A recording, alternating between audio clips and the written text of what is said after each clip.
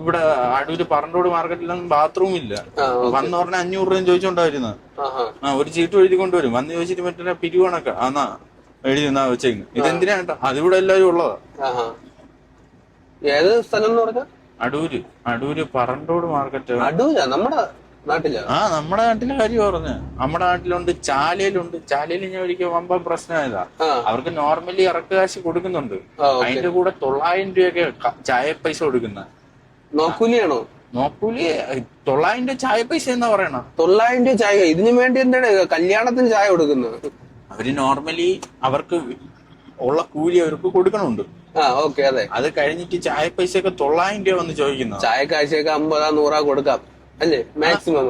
ഇത് 900 രൂപ കൊടുത്തില്ല എന്നുണ്ടെങ്കിൽ അടുത്ത് നേരെ പറയണത് നേരെ ഇവര് യൂണിഫോം അല്ലേ, യൂണിഫോം ഇട്ടിട്ട് നേരെ പറയണെന്ന് പറഞ്ഞു കഴിഞ്ഞാൽ അവിടെ പിന്നെ ഭീഷണി തുടങ്ങിയാണ്. ഞാൻ ചോദിച്ചോട്ടെ, ഇത് യൂണിയൻ ആണോ ഈ ഭീഷണിയായിട്ട് വരുന്നത്? യൂണിയൻ തന്നെയാണ്.